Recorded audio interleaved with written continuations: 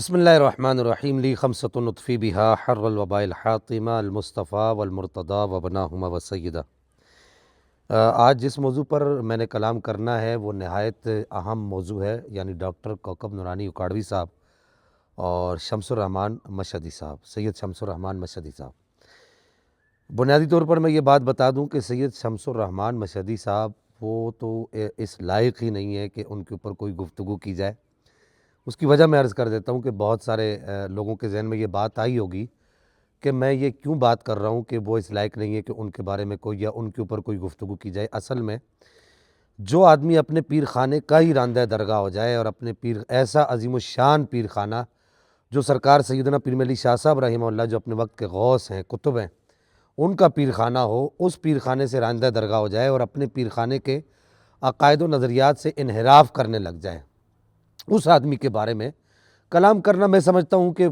بے معنی ہے، اس کا کوئی فائدہ نہیں ہے۔ یعنی جیسے آپ جانتے ہیں کہ نحوی کہتے ہیں کہ لفظ کی دو قسمیں، ایک لفظ محمل ہوتا ہے اور ایک لفظ مستعمل ہوتا ہے۔ میں یہاں پر اس کو ایسے سمجھا سکتا ہوں آپ کو کہ لفظ محمل اور لفظ مستعمل۔ لفظ مستعمل وہ ہوتا ہے کہ جو عام طور پر زبان میں استعمال ہوتا ہو اور با معنی لفظ ہو، اس کا کوئی مدلول ہو، اور لفظ محمل وہ ہوتا ہے جو عام طور پر زبان میں استعمال ہوتا تو لیکن بے معنی ہو، استعمال نہ ہوتا ہو یہ بھی ہے، اور ہوتا تو لیکن بے معنی ہو، اس کا کوئی مقصد نہ ہو۔ اس کی مثال دیتے ہیں ناوی، جیسے روٹی شوٹی، چائے وائے۔ تو چائے تو ٹھیک ہے، یہ مشہدی صاحب کی مثال وائے والی ہے،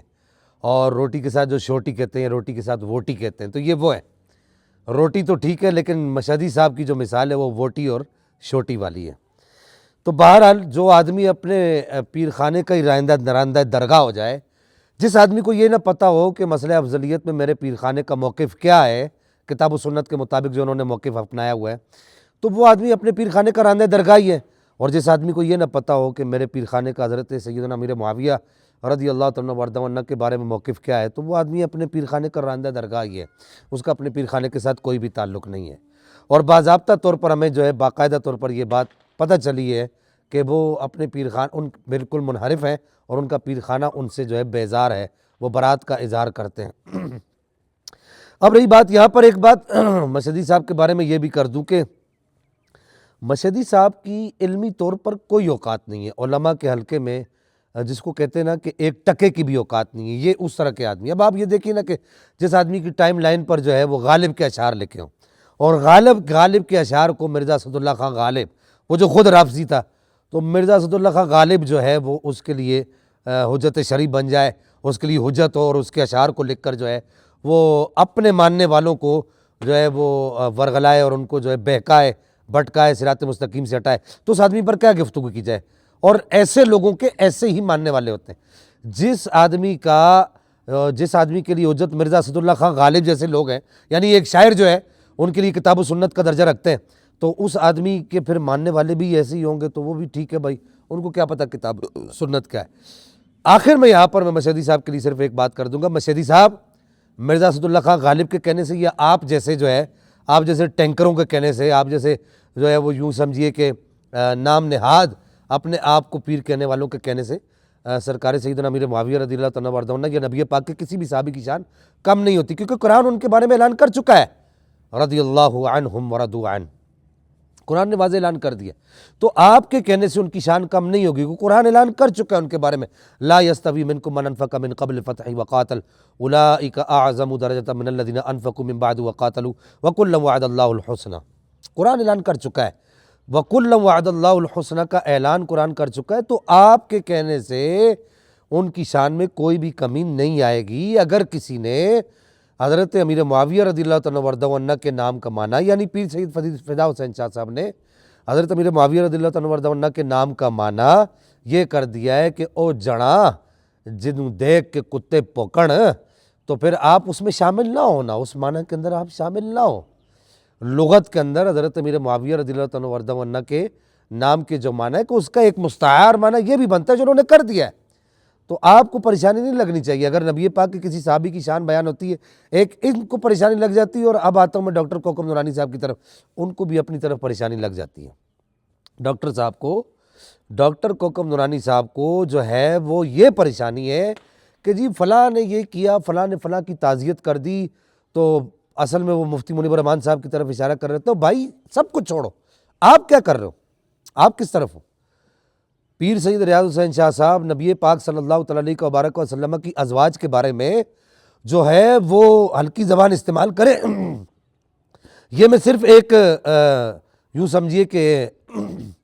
اس طور پہ کہہ رہا ہوں، لغوی طور پہ کہہ رہا ہوں پیر سید ریاض حسین شاہ صاحب، یا یوں کہہ لیجئے کہ عرفی طور پہ کہہ رہا ہوں پیر سید ریاض حسین، عرف میں ان کو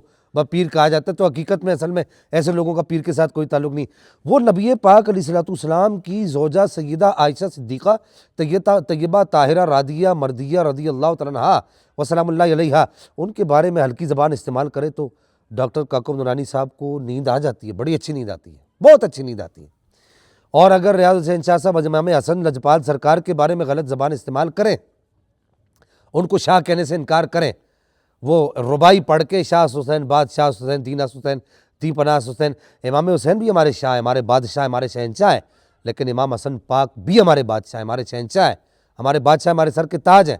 وہ امام حسن کی شان میں جو ہے پیر سید ریاض حسین شاہ صاحب ہلکا جملہ بولے، ان کو شاہ نہ مانے، اس وقت آپ کو بڑی اچھی نیند آتی ہے، بہت اچھی نیند آتی ہے۔ اور پیر سید ریاض حسین شاہ صاحب قرآن کی مانوی تعریف کریں، وَرَفَعْنَاهُ مَكَانًا عَلِيًّا پڑھ کے، اس وقت آپ کو بڑی اچھی نیند آتی ہے۔ اور پیر سید حسین الدین شاہ صاحب وہ جو ہے وہ امام حسن لجپال سرکار کا نام لے کر حضرت امیر معاویہ کی جو بادشاہت ہے، جس کو حضرت امام احمد رضا خان محدث بریلی نے نبی پاک علیہ السلام کی بادشاہت لکھا ہے اور نبی پاک کا ملک لکھا ہے، اس کے بارے میں اس کو داغدار کہنے والے الفاظ استعمال کریں، اس وقت ان کو بہت اچھی نیند آتی ہے، بہت اچھی نیند آتی ہے۔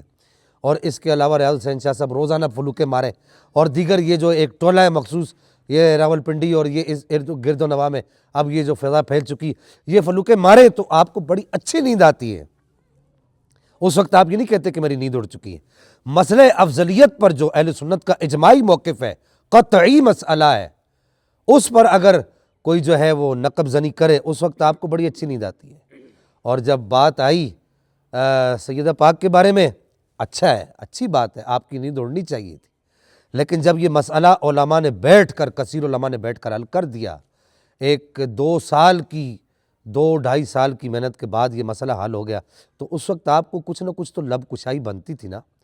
اگر محدث لاہوری ڈاکٹر صاحب جو ہے انہوں نے اس مسئلے پر وہ کہہ دیا کہ میں اپنے الفاظ واپس لیتا ہوں، تو اس وقت تو آپ کو پھر آپ نے کہنا چاہیے تھا نا کہ جی میں اپریشیٹ کرتا ہوں، نہیں آپ نہیں کریں گے۔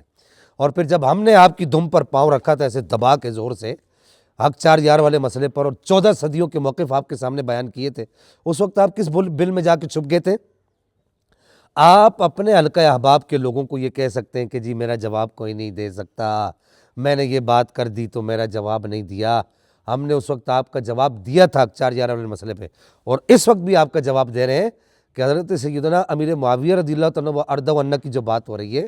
یہ بات واضح طور پر ہم کر دیں کہ حضرت امیر معاویہ رضی اللہ تعالیٰ وارضہ عنہ کو ہم مولا کائنات کے مقابلے میں یا اہل بیت اطہار کے مقابلے میں بالکل نہیں مانتے ہیں، یہ عرض کر دوں، بعد میں آپ جو ہے اپنے لوگوں کو یہ چورن بیچنے لگ جائے کہ جی ذوالفقار شاہ صاحب جو ہے وہ مولا کائنات کے مقابلے میں مولا علی کے مقابلے میں امیر معاویہ رضی اللہ تعالیٰ وارضہ عنہ کو لا رہے ہیں، ہم بالکل نہیں مانتے، اہل سنت کا موقف نہیں ہے، ہمارا موقف یہ فرق مراتب بے شمار جو اعلیٰ حضرت نے لکھا، حق بدست حیدر کرار، مگر معاویہ بھی ہمارے سردار، تعان ان پر کار فجار، یہ کسی کو سمجھ آتی ہے یا نہیں آتی؟ ہم اس بات کو مانتے کہ مگر معاویہ بھی ہمارے سردار۔ تو آپ کو جو پریشانی چھڑتی ہے اس کا جواب ہم دے دیتے ہیں، آپ جو ہے بیٹھ کر سوشل میڈیا پر کہتے ہیں جی ہمارا کوئی جواب نہیں دیا تو فلاں ہو گیا تو فلاں ہو گیا۔ جب مسائل حل ہو چکے ہیں تو اس وقت آپ کو جو ہے وہ اپنی 1.5 انچی کی دکان لگا کر نہیں بیٹھنا چاہیے۔ المختصر یہ کہ آپ کا مسئلہ جو ہے وہ ہم سمجھتے ہیں، آپ کا مسئلہ اور کچھ نہیں ہے، آپ کا مسئلہ صرف اور صرف یہ ہے کہ اپنی عوام کو ورغلانا،